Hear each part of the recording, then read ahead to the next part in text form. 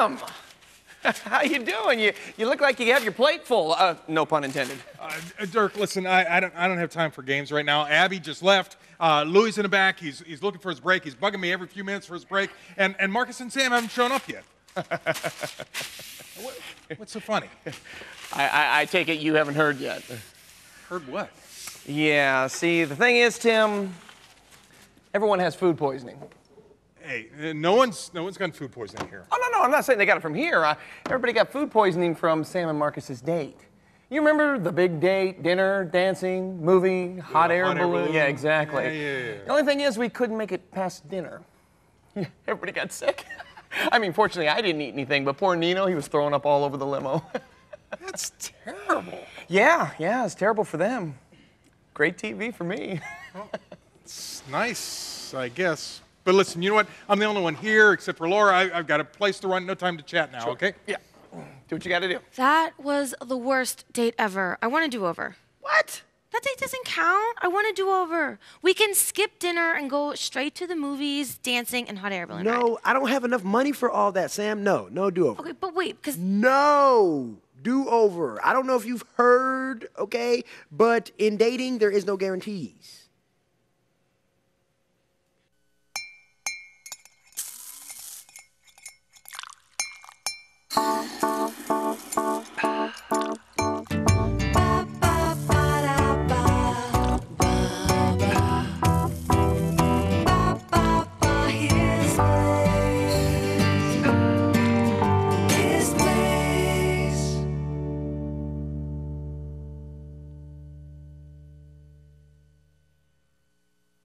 Honey, check the baby monitor. She's sleeping. Hey, Papa. What? Sophie? What'd you get Mom? For what? For Christmas. Oh, yeah. She wants jewelry from Marbles. She wants diamonds. Well, I was kind of thinking... Diamonds! Okay. Shh. Go back to sleep. This year, give her a gift that everyone knows she will love. From Marville Diamonds and Jewelry in Belle Vernon.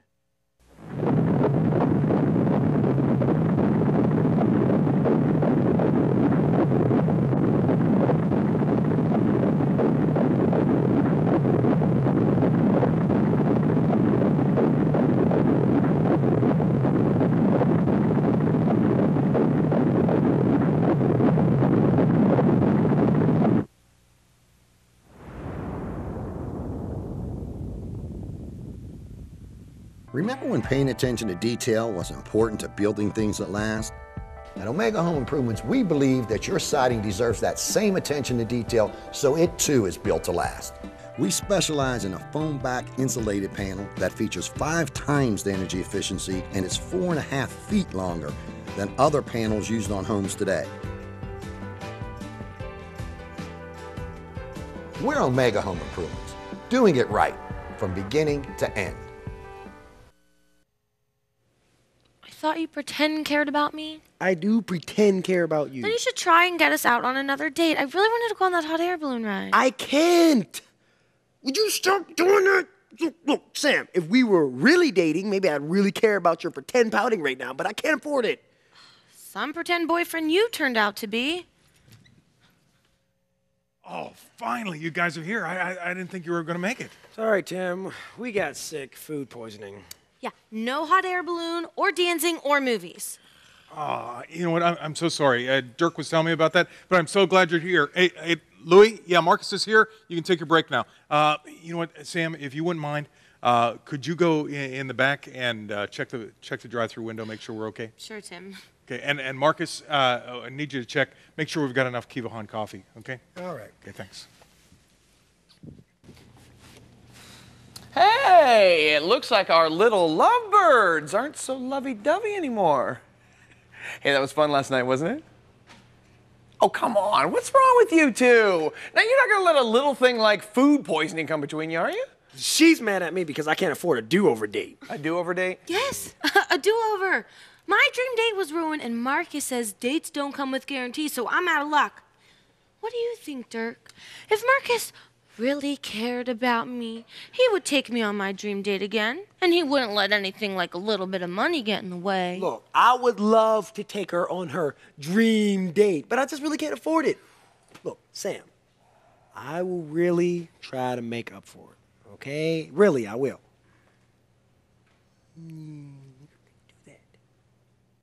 So it's Broadway Tim. Broadway Tim. I mean, when you used to come in here when I had the diner, I mean, it was just Tim, the guy who wore the sock puppet on his hand. But now it's Broadway Tim. Broadway Tim, but I still have the sock puppet. Do you? I do. You left it at home, right? I did leave it at home. Thank you for that. Yes, I appreciate that. You're welcome. You're welcome. What is it like? What's it like? How did this happen? I mean, obviously you tried out for something. Yeah, it was just like anything else. I auditioned for the show, and they thought I was funny because they needed somebody funny. And, you know, being 48 years old and going to Broadway for the first time was a strange adventure. You know, because usually you get out of college, you run to Broadway, you run to New York, and you try to get a job.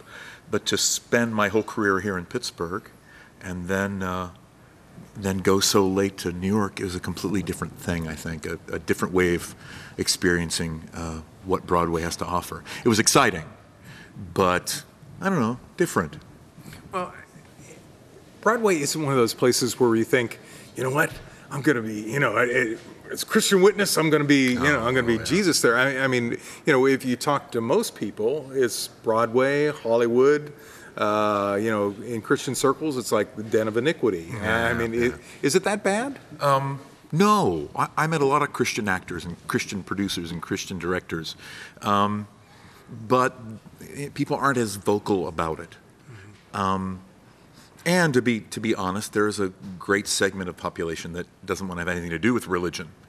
That's the thing that I think I was thrown for the most.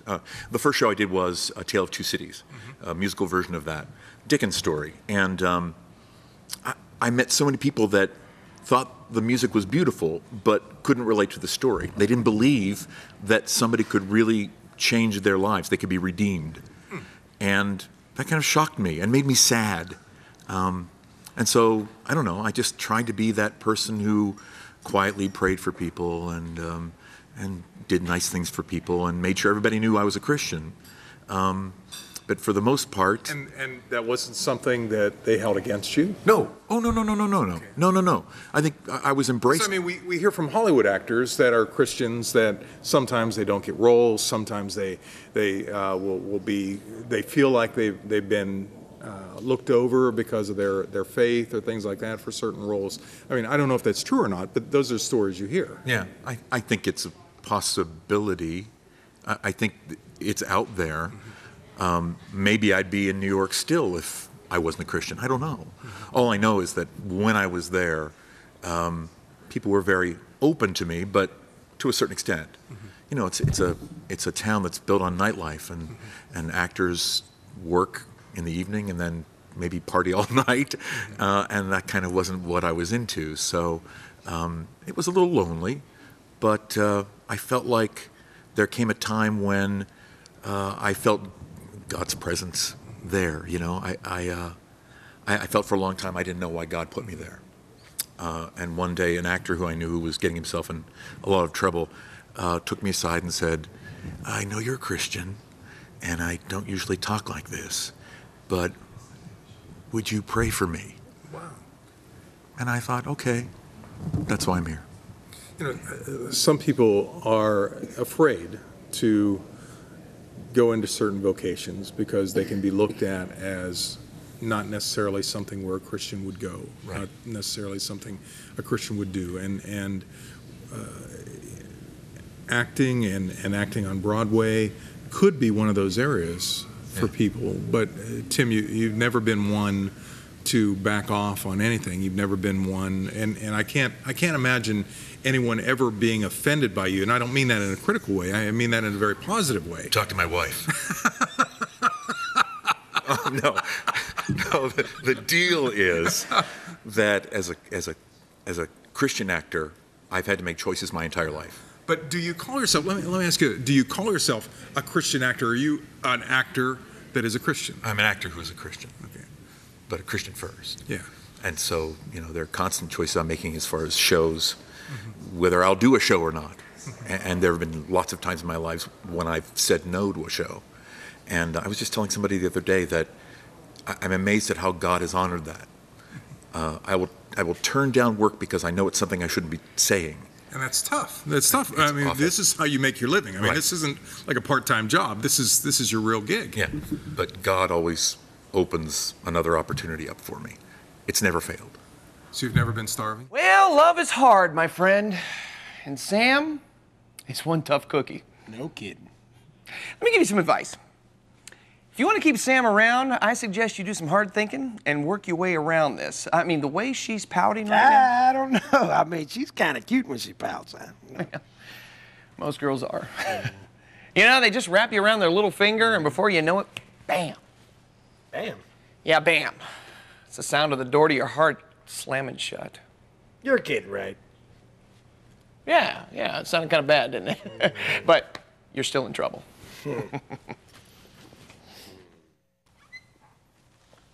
Daddy, Hi, Sam. what are you doing here? I mean, I'm happy to see you. Just surprised. Well, your mom got called into work, so I thought it'd be a good time to drop in and see what was happening with the Perk show. Okay, honestly, I just wanted to see if you were okay after that food poisoning date. Okay, stop joking with that. It wasn't a food poisoning date. The producers from Perks are here, and I would love for you to meet him. I've never met a big-time Hollywood producer before. I can't wait. I'm a little nervous, though. Oh, don't be. He's really nice. His place.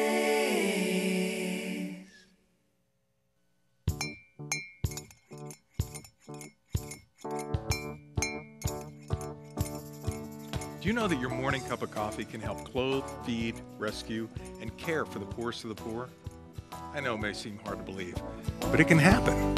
His Place and Kiva Han Coffee have joined forces to bring a special blend of coffee that will change the world.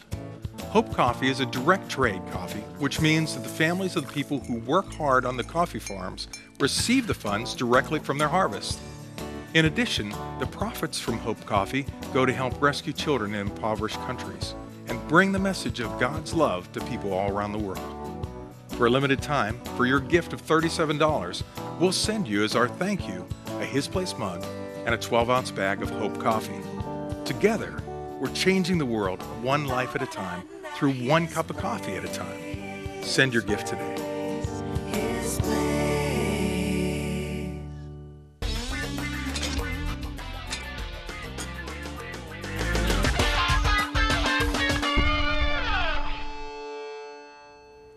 Welcome to the feedback portion of the program. This is where we get to respond to your feedback. You know what? We like to hear from you. So go to hisplace.tv and leave a comment about the program. Whether you like it or whether you have a problem or whatever, just leave a comment. We like to hear from you. Just like Carrie, who says, I love the fact that I can watch shows online for free. Yes, they're for free, Carrie. And I'm looking forward to more episodes of His Place. Listen, if you ever miss an episode of His Place, you can always go online to hisplace.tv and watch the program incomplete. Now, we release them the day after they air in the studio or live over broadcast, but you can always watch it online. So you got a comment, question, feedback, His Place TV.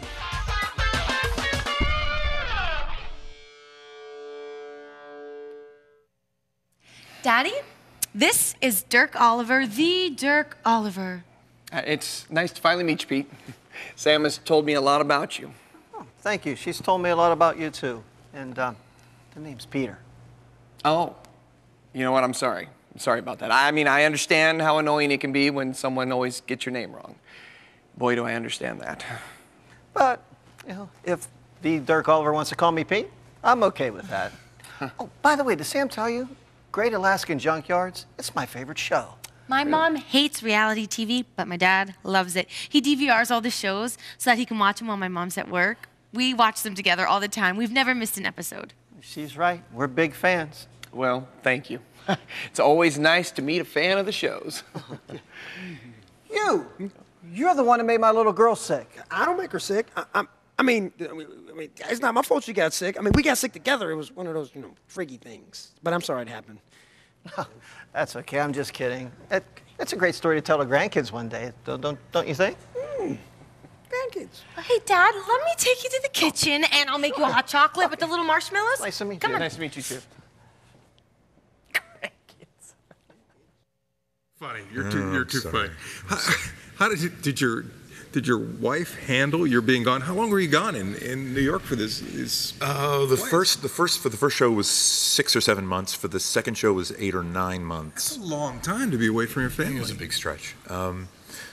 But you know, it was when the economy was really, really, really awful. Just when things totally crashed, and so you know, God will send you places, and we knew my youngest had to get through his senior year of high school, so somebody had to stay home, and I don't know. We talked 2 or 3 times a day, and I would go home every weekend, which is from Sunday night through Tuesday morning. I would drive from New York back to Pittsburgh and then back again. So, you know, you do what you have to do. It was tough going, but, you know, God is good. Would you, I know that your heart is for people to understand the Lord the way that you understand Him. Yes. Would you, knowing the sacrifice that you made and the situations you found yourself in and the way people treated you both positively and negatively with your faith, would you do it again? And what would you say to somebody that is a Christian, that is an actor, that wants to break into that world? I would say, know why you do what you do. And I tell kids this, I say, listen, if you're just doing this because you want the attention, then think about it. Because honestly, it's an industry that sees you just, you know, it's like looks at you. Oh, look, a 6'6" bald fat guy. We kind of don't like that. You know, you're judged constantly, and it's got to be tough. It's a tough job. I might go to 10 or 15 auditions in a week, and maybe I'll hear back from 2. So you've got to imagine that those 90% think, oh, yeah, he's not that good.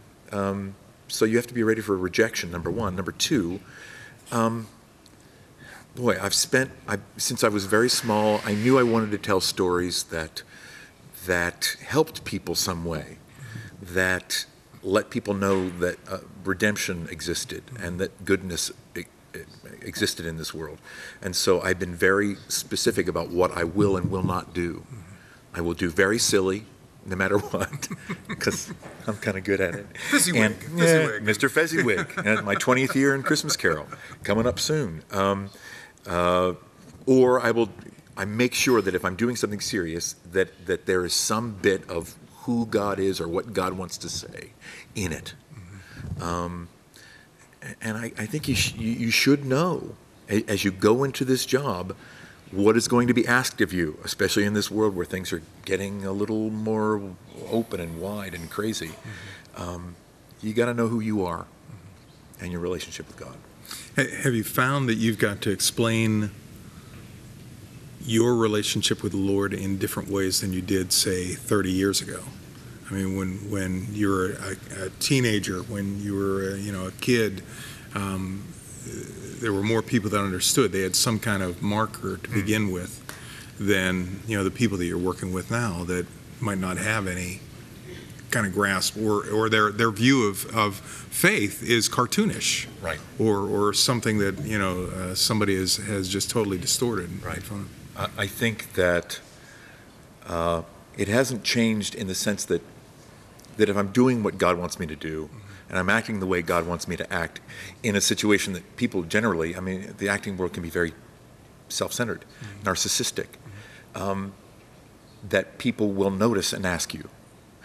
The second show I did on Broadway was Finian's Rainbow, and I got the job because the director said to me, he was English, he goes, I don't know, he talked just like this, his name's Warren. He said, I don't know what it is about you, but everything is so much more positive with you around. And I was grateful for that. And I know exactly why that was, that he was able to get to a point where he asked me why it was I think how we show who God is. Very cool. That's very cool. Boy, you are really moving fast, Marcus. So tell me, how many kids you plan on having with Sam? Stop. So what I really want to know is, Grandpap or Pep Pete? I mean, I'm kind of partial to Pep Pete. It kind of has a ring to it, don't you think? Stop. Look, What? look, me and Sam aren't that serious. You're not. I mean, not yet. You know, I mean, it was you who told me, you know, not to rush into things, to take my time, especially when you're talking about marriage and stuff like that. Come on now. You know what I mean? Take some time, you know. Think about these things. Yeah.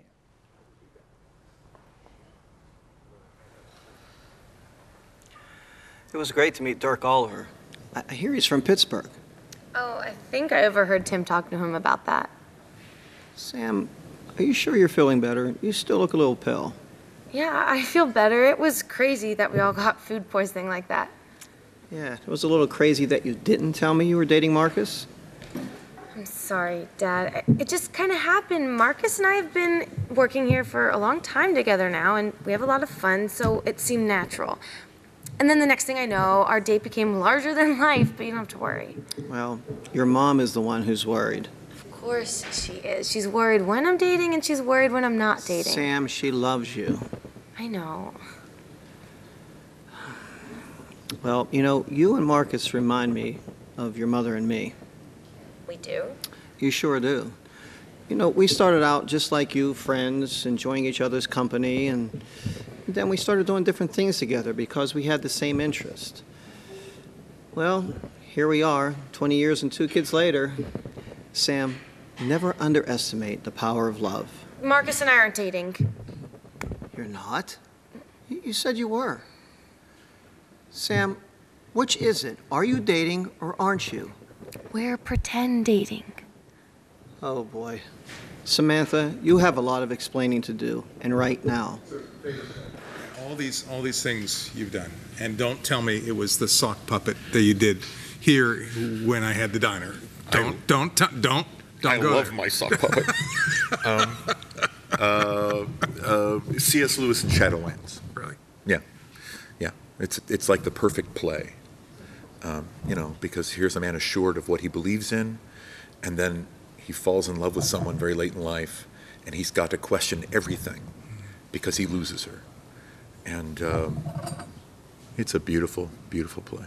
Now you get to do this kind of stuff. You get to do your dream, Yeah. your storytelling dream in high schools and churches and places like that.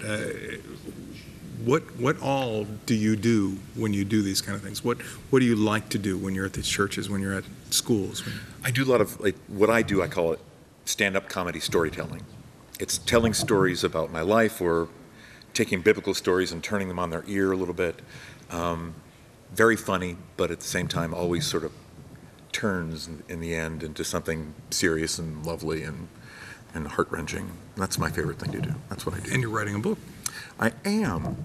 I'm writing, it's 52 Weeks of the Cross, and it's just, for years I've been writing communion meditations every Sunday for 20 years at my church.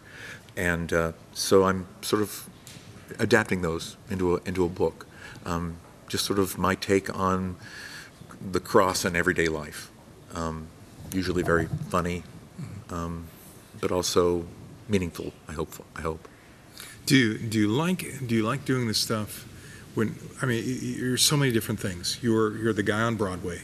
You are the guy that does the Civic Light Opera here in Pittsburgh. You do the voiceovers. You've done. I think you were a better Kermit the Frog than the guy that's doing it now. But yeah, but yeah, and then you do this stuff in high schools and in churches. Are one of those things really the thing that you say, wow, that's really me. I see the impact of my life in this. It's probably my storytelling. And in fact, storytelling for elementary kids. Because there's nothing more exciting than being in front of 500 small, fidgety, little odd kids, it's like, odd, kids are just crazy and antic. And to take them, while telling them a story, from that antic sort of crawling around to, there's nothing better than that. There's nothing better than drawing them into this imaginary world that they help create with their imagination. I just love that. People don't realize the power of storytelling, and that's my favorite thing to do. Well, speaking of storytelling, favorite story of your life where you saw the light bulb go off in some kid or some adult's life from what you did? Do you have one? From what I did? Yeah. Oh my gosh. No. Really? No, I mean, it's honestly, every time I do it, it's like the movie Chariots of Fire, where the pastor says, when I run, I feel God's grace, I feel God's pleasure. That's the way I feel every time I get in front of an audience and tell a story, every time. And for years, I've had kids stop me in the mall who are now adults and have their own children, say to me, "Oh, could you do that bit from that story I heard when I was 5 years old?" And it's that sort of thing that makes you go, okay, maybe I have taught a few things, and I've impressed some good things on people. Is why we're pretend dating. See? No, I don't see. And if I don't see, your mom's not going to understand either. Mom, do you have to tell her? Sam, you know we don't keep secrets from each other. I know, but we're just having fun. We're not hurting anyone. I'm not so sure about that. Listen, I really have to go, but another reason why I stopped by is I wanted to invite Marcus over for Sunday dinner. What? Well, yeah, we were so surprised that you were dating someone that we invited the entire family to meet him. Well, we already have plans. We're going to church with his grandma. Well, isn't church in the morning? I mean, bring his grandmother along, if you wish. I wouldn't mind meeting her. I don't know about this. Pretend dating or not, I expect you and Marcus at 6 sharp at the house, okay? Now, I really do have to go, so listen, be careful on the way home. I'll see you later. All right. Bye, Dad. That's one thing that my wife likes about me, actually. Hey, what's up? Not much. Just had a little chat with my dad. Yeah, it looked pretty serious. Everything okay? Oh, everything's fine. It's great. You're invited to dinner Sunday at 6 with the family. Oh, this is so great. Yeah. Oh, don't worry. I'll fix you up with a mic, a little hidden camera. It'll be wonderful. Oh, no cameras. My mom would totally freak. She wouldn't even know what's there. Wow. This is going to be good. Okay, so you, me, my grandma. You remember my grandma coming? Yeah, your grandma was invited too. I'll talk to Nino. He's got everything we need. Nino all right? you're not coming. I'll work it all out. You won't even know we're there.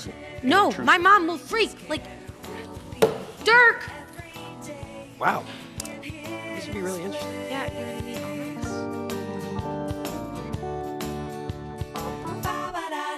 His place, his place.